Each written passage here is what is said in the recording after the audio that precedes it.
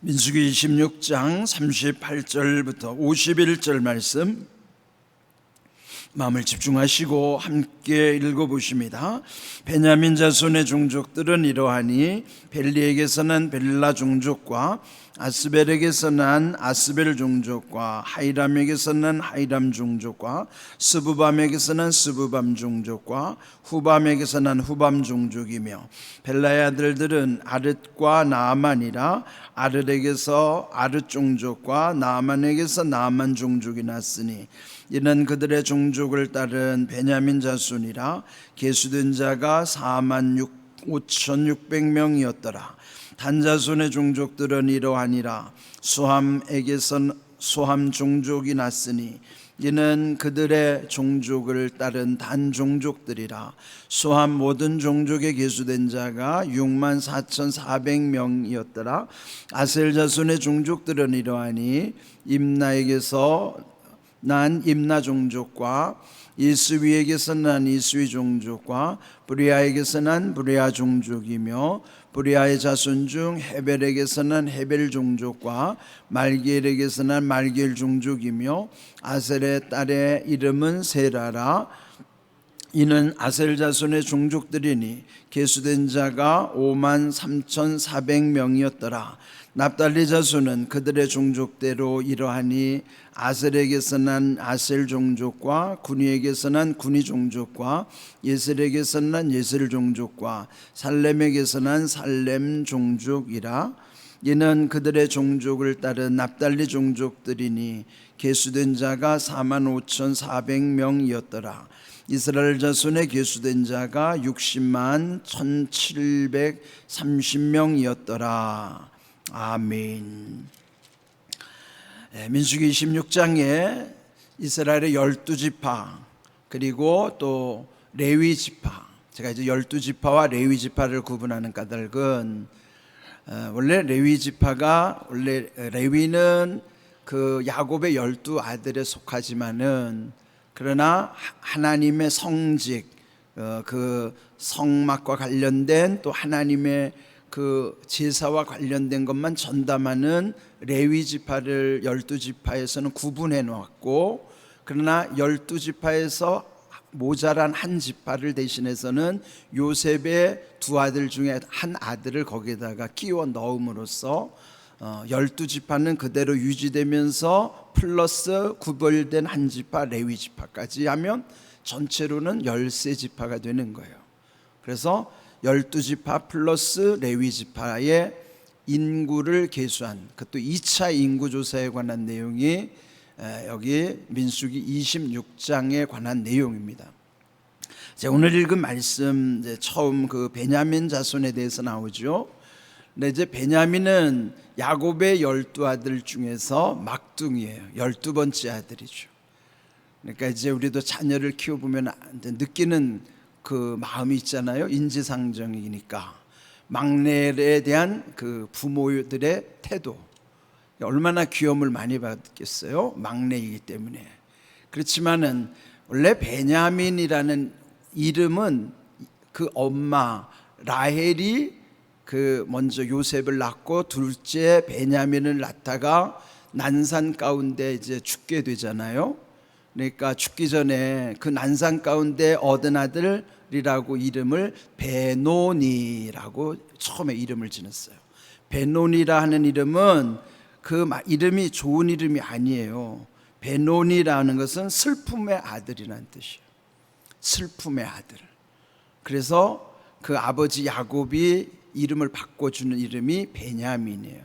그 베냐민은 무슨 뜻인가? 오른손의 아들이라는 뜻이죠. 그러니까 이름이 별로 안 좋으니까 이름을 좋은 이름으로 바꿔준 것이에요. 그러니까 오늘날도 보면 이름 개명하는 사람 있잖아요. 예전에 뭐 아무 생각 없이 뭐 딸들 이름을 특별히 좀 지은 경우가 있어요. 뭐 이상한 이름들 있죠. 그러면 이제 나중에 좀 수치스럽다고 해서 이름을 바꾸는 경우도 있습니다만은 그런 건 뭐 충분히 이해하는 것이요. 그런데 뭔가 좀 내 이름 때문에 팔자가 안 풀리는 것 같다. 팔자 타령을 하면서 이름을 바꾸려는 사람들도 있어요.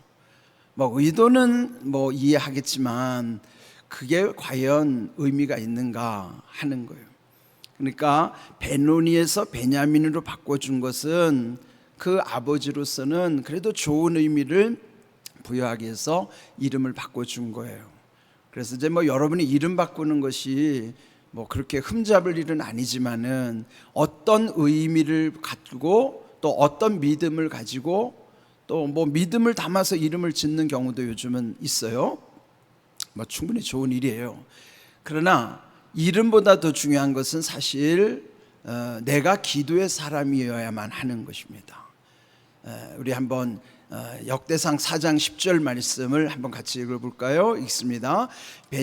야베스가 이스라엘 하나님께 아뢰어 이르되 주께서 내게 복을 주시려거든 나의 지역을 넓히시고 주의 손으로 나를 도우사 나로 환난을 벗어나게 하사 근심이 없게 하옵소서 하였더니 하나님이 그가 구하는 것을 허락하셨더라. 아멘.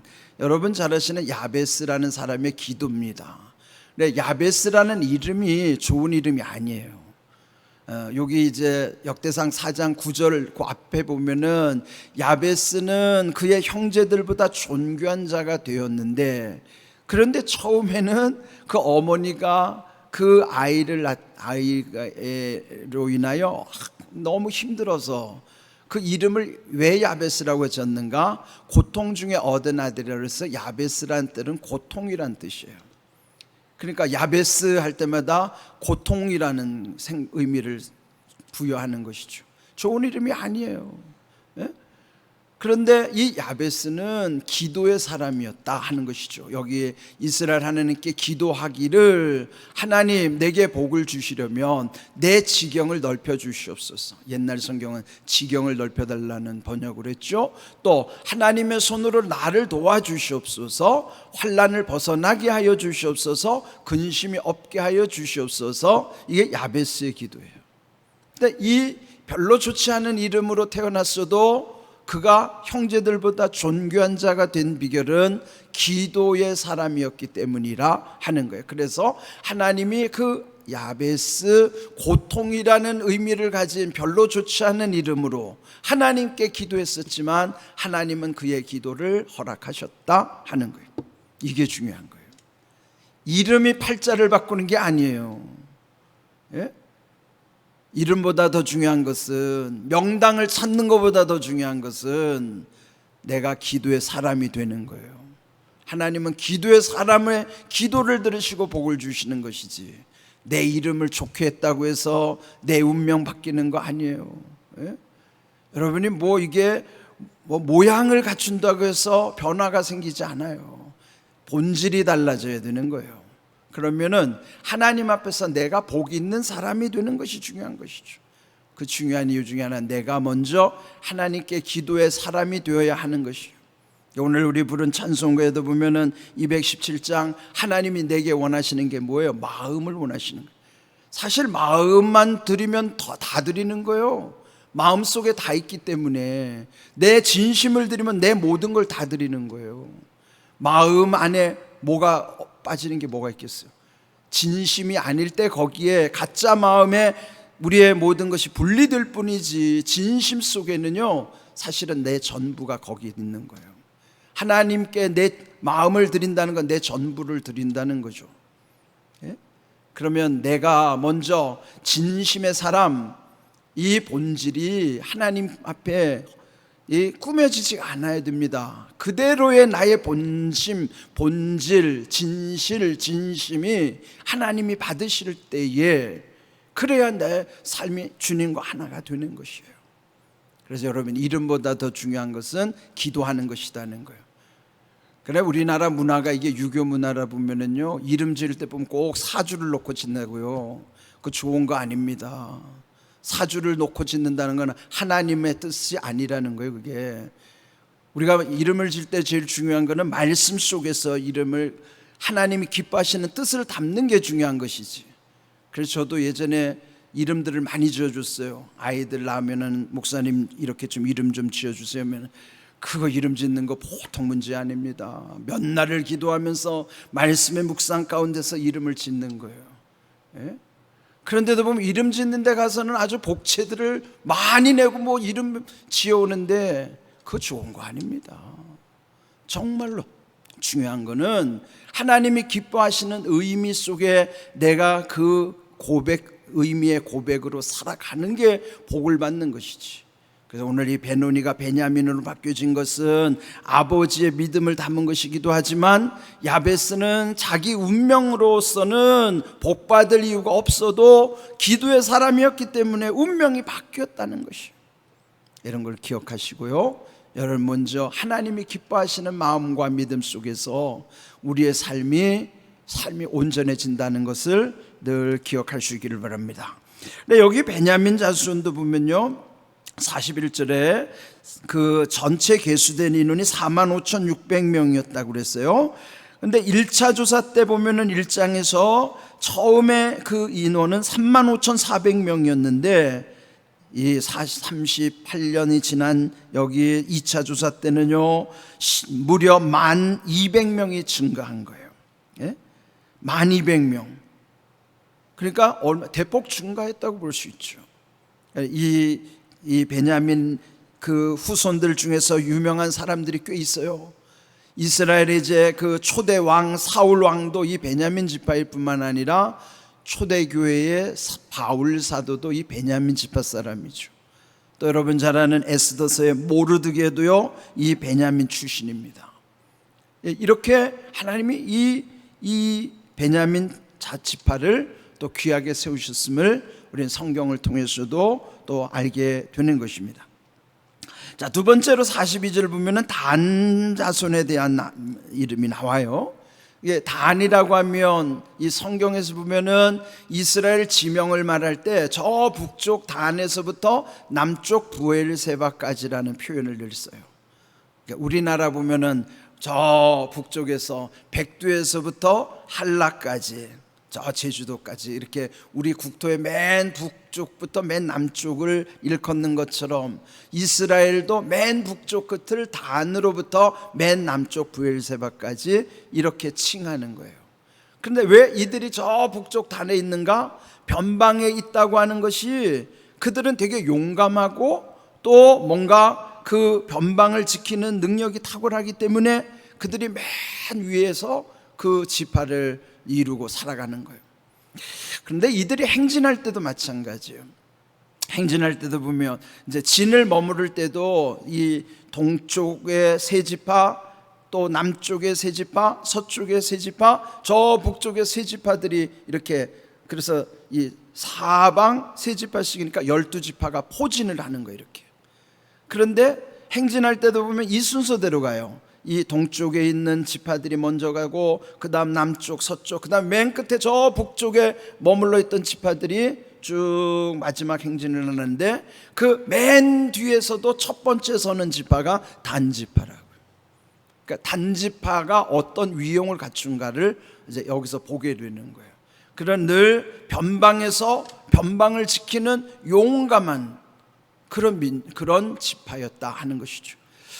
우리가 은혜 받고 보면요, 뭐 앞에 있는 것이 우리는 늘 부럽고 선두에 있는 것이 더 좋은 것 같지만, 때로는요 주역이 아니더라도, 주연 배우가 아니더라도, 그저 단 한 번 등장하는 배우라 하더라도 그 전체의 역할이 중요하다고 말이에요. 그런데 이 단지파는 맨 뒤에서, 그것 중에서도 그 맨 뒤에서 선봉에서는 그 역할을 했던 지파가 단지파라고 하는 것이죠. 각자의 그런 역할과 임무가 있다고 하는 것이에요. 이제 이렇게 쭉 해서 보면 뭐 아셀, 납달리까지 쭉 이어지는데, 이제 마지막 51절에 보면은 전체 계수된 숫자의 그 숫자가 기록되어 있어요. 오늘 제목이 계수된 자. 하나님이 다 이제 그 숫자를 세지만은 그 숫자 안에 들어오는 인원들은 전쟁을 위해서 그 군대를 조직한 숫자예요. 근데 거기는 아녀자들 포함 안 되죠. 노약자 빠지죠. 그러면 다 포함하면 사실 200만도 넘는다고 봐야 되는 거예요. 여기 군대에 참가할 수 있는 인원만 60만 1730명이라고 그랬어요. 1차 조사 때는 60만 3550명. 그렇게 비교를 해보면 1820명이 줄어 있어요. 그러니까 큰 틀에서 보면 많은 줄어든 거는 아니지만은, 근데 여기서 크게 보면 많이 늘어난 지파가 있고 많이 줄어든 지파가 있어요. 많이 늘어난 지파는 어제 언급하지는 않았지만은 므낫세 지파가 아주 대폭 늘어났어요. 1차 조사 때 32,200명이었는데 2차 조사 때는 52,700명, 무려 25,000명, 2만 명이 넘게 증가했어요.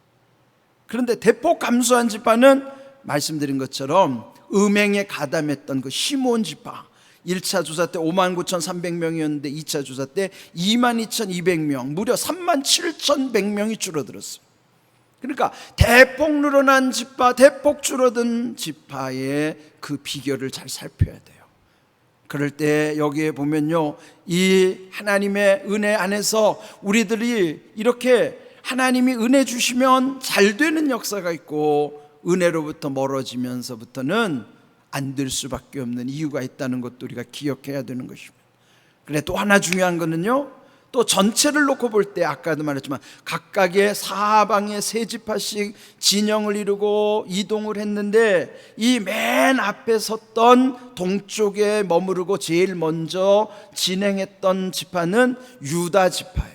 유다 지파가 선봉해. 그 유다 지파를 통해서 그리스도가 나오죠. 그 유다 지파와 했던 세 지파들은 인구가 다 늘어나요. 근데 반대로 여기 이 시므온 지파가 속해 있던 그 지파들은, 세 지파들이 다 줄어들어요. 이것도 우연이 아닙니다. 함께한 지파들이 늘어난 것과 줄어드는 것은 거기에 이유가 있는 거예요. 그러니까 우리 개인도 잘해야 되지만 누구와 함께 하느냐 더 중요해요. 그러니까 여러분 자신이 각각 잘해야 되지만 복 있는 사람과 함께하는 사람이 복 받는 거예요. 그런데 여러분이 복 있는 사람이기 때문에 누군가가 여러분과 함께하면 그 사람이 복 받으면 여러분 더 귀한 사람이죠. 그러니까 내가 복이 없는 것 같으면 복 있는 사람 옆에 따라가도 복이 있지만은 더 중요한 건 내가 복이 있으므로 나와 함께하는 사람에게 복을 나눠주는 사람이 더 훌륭한 사람이에요. 저는 우리 공항교회가 그렇게 되기를 바랍니다. 여러분을 통해서 여러분과 함께한 이들이 복을 받는 표적이 나타나야 되는 거예요. 이런 귀한 은혜가 우리 가운데 있기를 주님의 이름으로 축복합니다. 아멘.